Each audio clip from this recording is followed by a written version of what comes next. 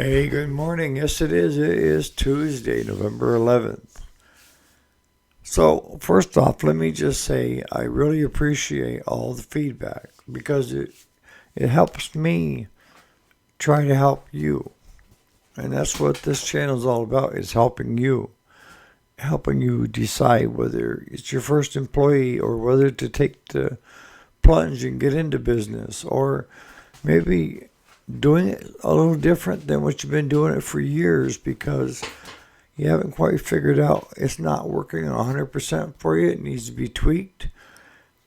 And something I said, part of it you can use and tweak what you want to tweak to make your business more successful. And there's the next thing is define successful, right? Stay tuned.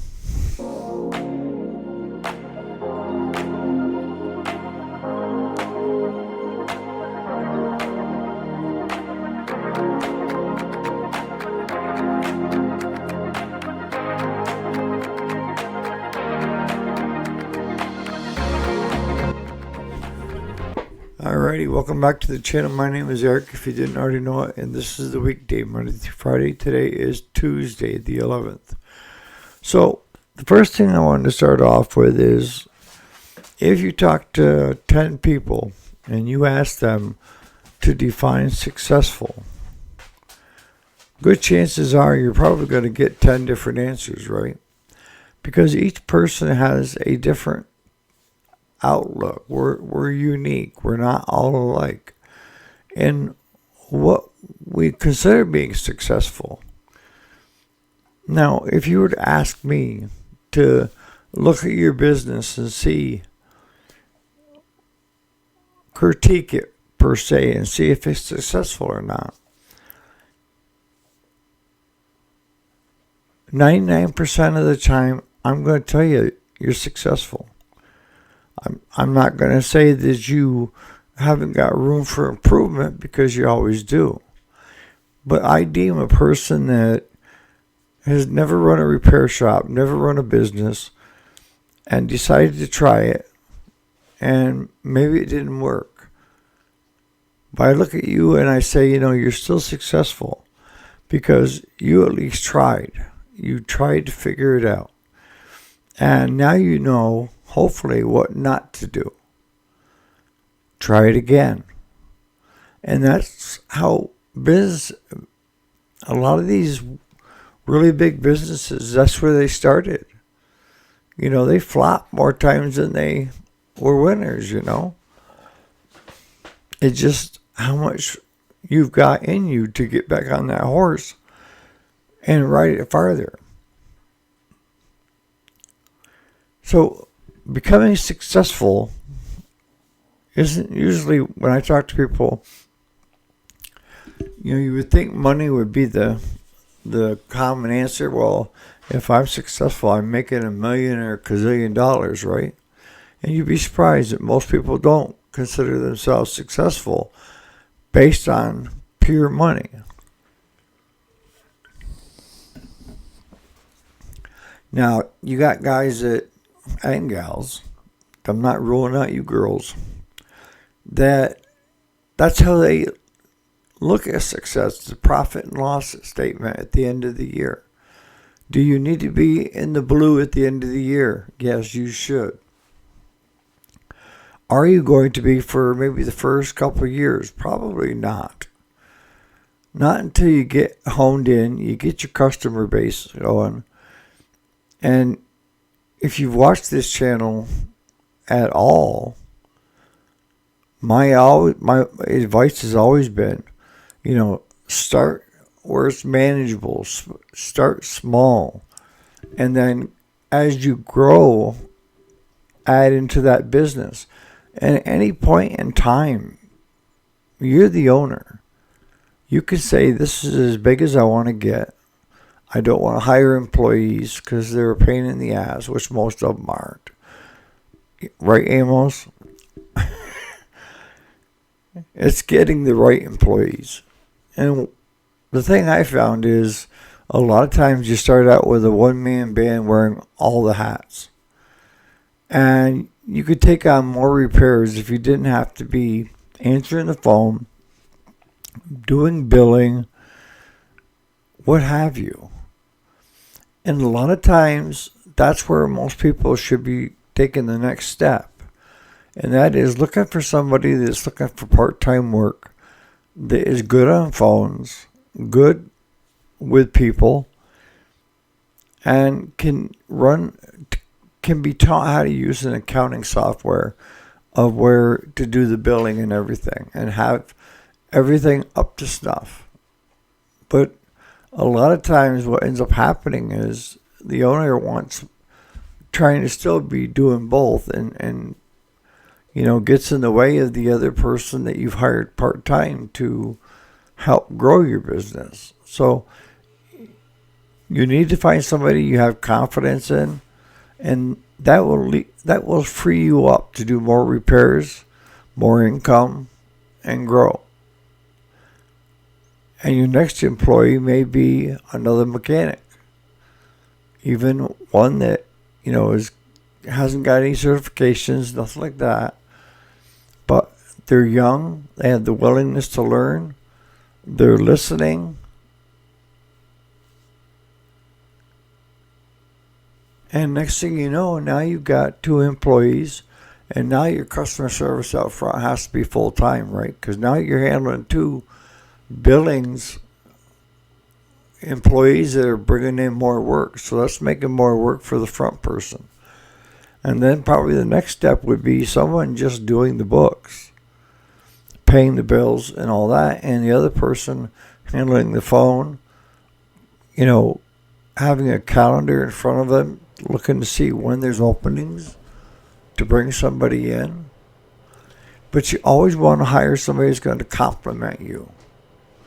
And not somebody that's, oh, you're such a nice person. I know, not like that. I mean someone that takes you and your business and makes it better. Are there employees from hell out there? Yes, absolutely.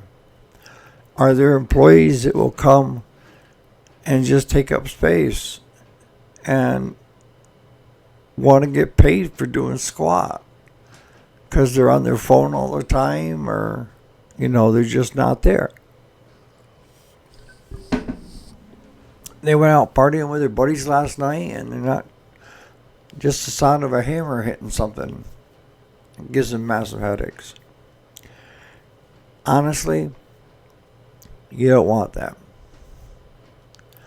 You want someone that has got the tenacity to want to learn, the drive to want to learn,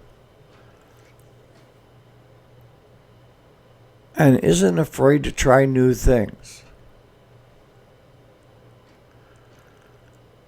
The other option is you can hire someone that is already experienced, mechanic, has certifications. But the key at the end of the day is, are they doing quality work in your eyes? Because in the end, you're rubber stamping everything that goes out that door. Whether you worked on it or your employee worked on it, your name is still on that machine when it leaves.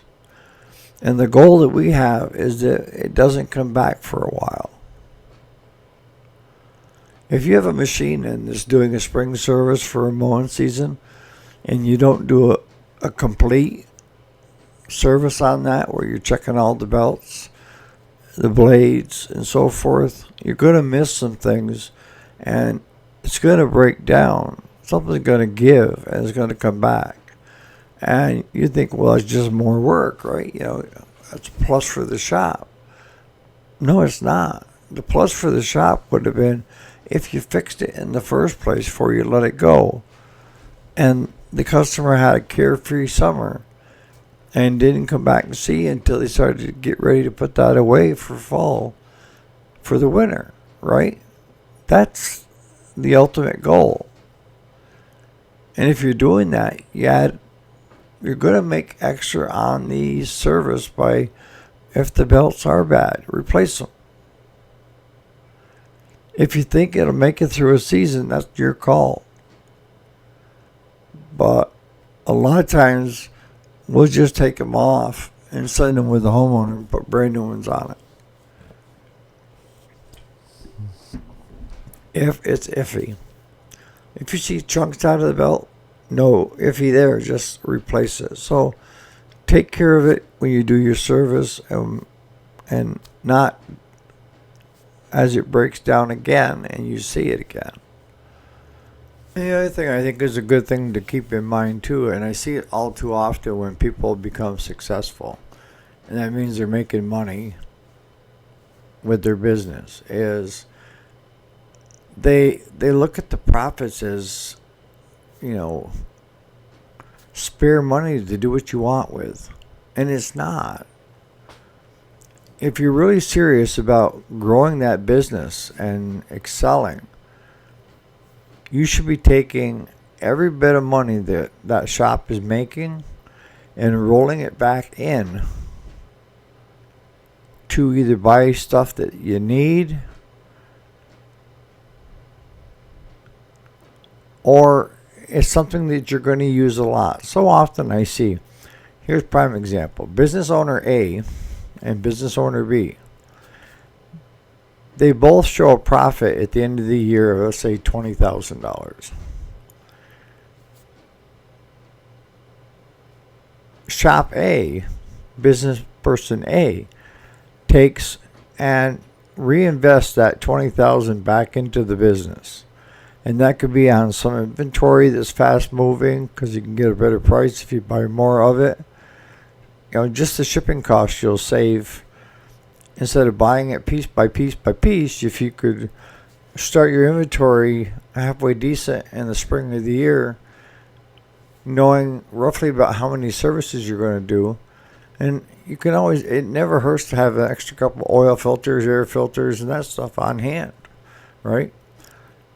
Whereas business person B looks at that 20 grand and says, that's play money. We can do what we want with that. And decides to go out and buy a $60,000 truck, pay 2 grand to have it lettered with the business name on it. Got DOT numbers because it's got your business on the side of it, so it's being used as a business. And now you got a monthly payment that you didn't have before. Who is doing a better job? And I've seen business people think that, well, if they got extra money, they're going to go out and do extra things with it and buy stuff that they always wanted, maybe a new gun or something like that for hunting. And that's a good way to fail. Because you start spending money that you don't really have. You think, well, I made 20 grand this year in the blue. I'll probably make 40 grand next year in the blue. And you start having this false sense of security. And then when something hits, now what? You need to be able to make so much money, okay, to make a living. And the easiest way to do that is to put yourself on the books and give yourself a salary. And when you have salary, if you guys that are in business already know, is that when it comes down to who gets paid first and who do the feds want you to pay first, it's your employees. And then your vendors and so forth. And if you can do stuff with the vendors where you're buying it and not putting it on credit, all the better, because it'll come back and you just keep reinvesting, all right?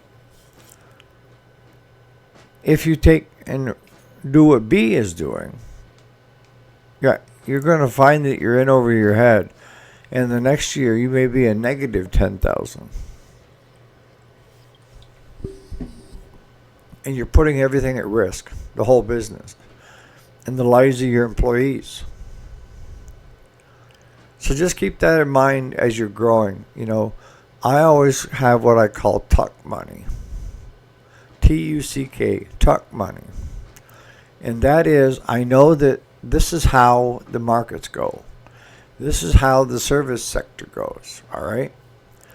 So the key is on your highs, take the extra money that you're making there and tuck it away, because you know you're going to be coming down here and you may hit a couple lean months where there isn't enough work coming in to pay your employees. But if you have tuck money, you can at least bring that out and kind of balance it across. So instead of going like this, you're about dead center right across. You're remaining constant. And this takes time. This takes, going through a couple of years to see how the markets are dictating.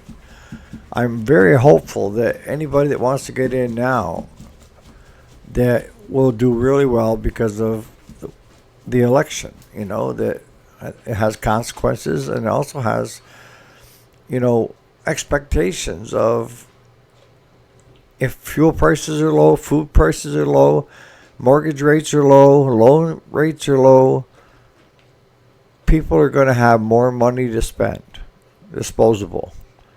And that's where you're going to shine. If you can, I always say, the best time to start a business is when it's the worst economy going.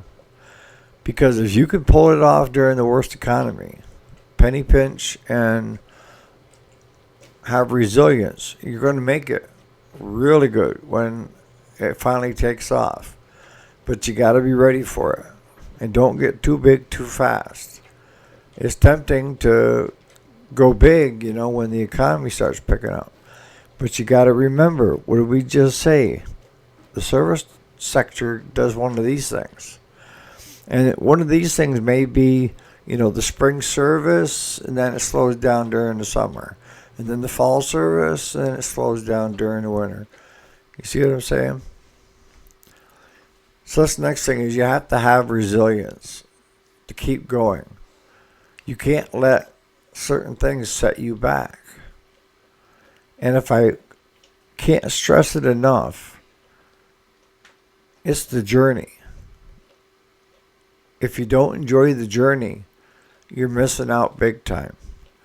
So many people focus on the end result of where I got to be that they don't enjoy that time getting to there. And they also don't learn from their mistakes from there to there, right? If you made a mistake and it didn't work, find out why it didn't work. And I'll tell you, some of the best sounding boards out there, if you've got good employees, is your employees.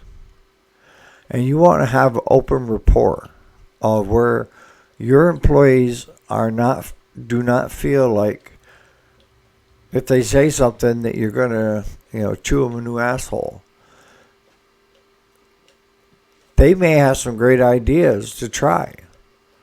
Different venues or different services to offer. Always remain open. And if you've tried it before and it didn't work, that's the time to ask your employee, okay, how do you figure on doing this? Because this is the way I tried it before and it just didn't work. And they may have a different way of approaching it, accomplishing it, and then having a positive result instead of a negative result. And it's not really a negative result, folks. If you learn from what you did wrong and you do it better the next time, that's the journey. Because as we get time, we get wisdom, knowledge, and then we get wisdom. And the experience that we get from each interaction or each thing that we do is going to shape us, right? And whether you like it or not, you're going to gain wisdom, hopefully. Because the more time, more experience, the more wisdom. And all I can tell you is spend the amount of time you need to on the experience. That's the journey of finding out what is working and what is not. Keep what's working and ditch what's not, unless you or your employees or both can come up with a plan that will make that not so great outcome a positive outcome. So on that note, I'm going to start wrapping it up. My lungs are still crapola.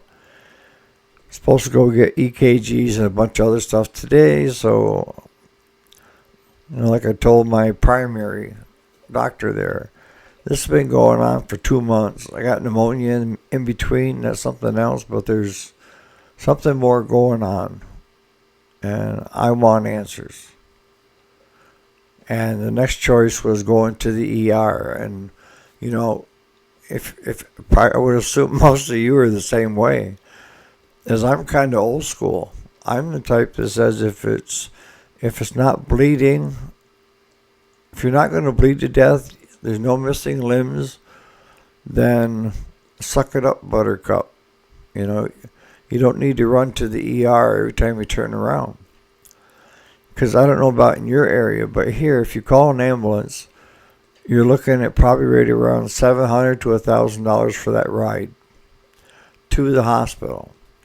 And then when you get into the ER, the hospital is another $1,200 to $1,500, and that's just the hospital fees.